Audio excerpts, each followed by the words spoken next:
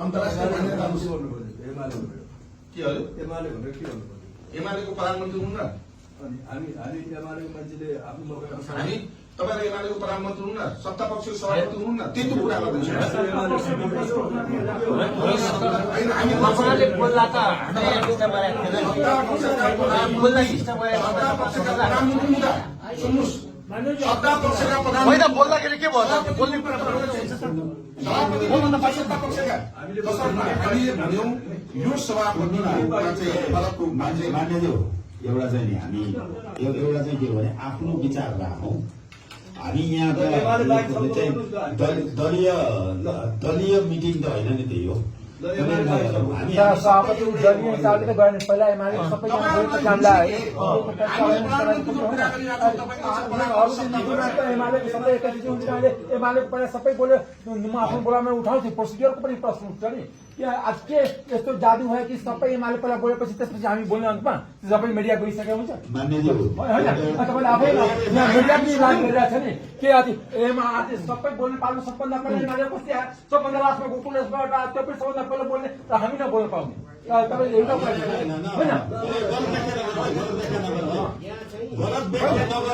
गलतै के आज पहिला एमाले बोलेको बोलिराखेको मान्छेलाई किन तपाईँहरूले सुन्नुहुन्छ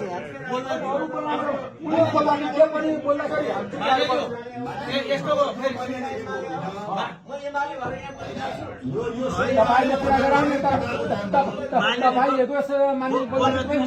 कस्तो तरिकाले बोलेको छ हामी एक शब्द बोलेको पुरा त्यो ठेक्दारको पक्षमा बोलिरहेको पुरा चाइनीको पक्षमा बोलेको त्यो हामी सहन्छौँ हामी आफ्नो देशको स्वाभिमान होइन अरू बोल्ने समिति भ्रष्टाचारीको पक्ष पोषण गर्दाखेरि हामी नबोल्ने भ्रष्टाचारीको पक्ष पोषण गर्दाखेरि छम्किन्छ यहाँ बोल्न दिनु पर्यो नि सभापति पनि बसेर छम्किनु पनि कस्तो हुन्छ बोल्न दिनु पर्यो नि तपाईँ यस मान्छेको बेलामा तपाईँले अघि हुनुहुन्थ्यो तपाईँले अघि हुनुहुन्थ्यो तपाईँ पछि आउनु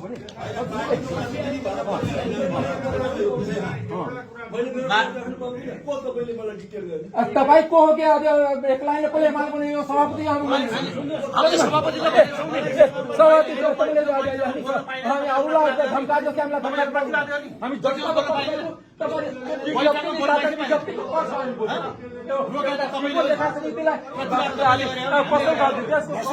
हामी बोल्दैछौँ तपाईँ के हुनु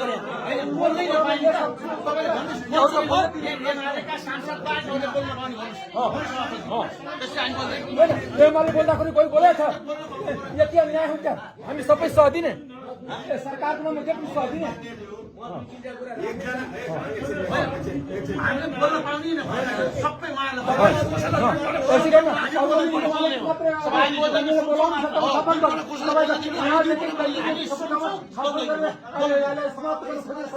कसैलाई तपाईँलाई दुईपल्ट दियो भने हामी दुईपल्ट बोल्ने हो सबै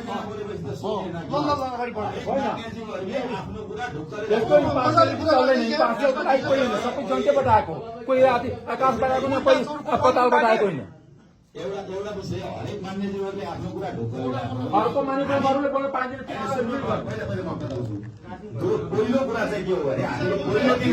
नियमावली बनाउँदाखेरि सबैले नियमावली पढौँ यहाँ हामी दलका प्रतिनिधि होइनौँ हामी दलको बारेमा कुरा गरिहाल्छौँ हामी दलका प्रतिनिधि यहाँ चाहिँ यो समितिमा होइनौँ हामीले प्रतिपक्षलाई दिनुपर्छ सिधा भन्नु पर्यो ठिक छ त्यो तपाईँलाई सत्ता पक्षका प्रधानमन्त्री छ अध्यक्ष सभापति हुनुहुन्छ तपाईँ बोल्दा म बोलेँ त्यही त तपाईँ बोल्नु दिनु तपाईँलाई भन्दैछु त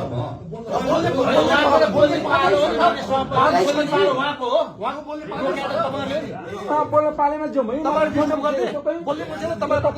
मान्यज्यू प्रेम मान्यज्यू एउटा मात्रै भन्छु म त्यही यो सबै रोकेर उहाँलाई नै बोल्न दिन खोज्दैछु त तपाईँले के भन्नु त्यसो हुँदा यो अहिले बोल्ने पालो माननीय अमन मोदीको हो तपाईँ आफ्नो कुरा राख्न अनुरोध गर्छु अमन मोदी होइन अमललाल मोदी अमललाल मोदी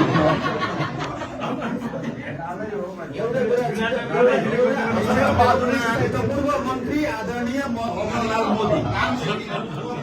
अरू केही भनौँ सभापतिज्यू मैले एमाले भएर यहाँ बसेको थियो एमाले भएर यो रोमा बसेँ म एमाले भएर यहाँ नाम छ एमाले भने मेरो गम्भीर आपत्ति छ नि। तपाईँ बोल्न पाउनुहुन्छ तपाईँ बोल्न पाउनुहुन्छ कोही थप बोल्न चाहेको छैन। यहाँ बसी म लास्टमा आएँ, म यहाँ बसेँ, अनि म यहाँ बस्दाखेरि एमाले बोल्यो भनेर ल पहिला एमाले बोले अब पर्न गयो त काङ्ग्रेस छेउमै हुनुहुन्छ। ल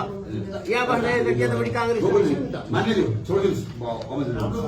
मैले खालि एउटा कुरा मात्रै अनुरोध के गरे यो बन्द गरिदिनु समितिको प्रतिवेदन संयोजन के पेश गरेपछि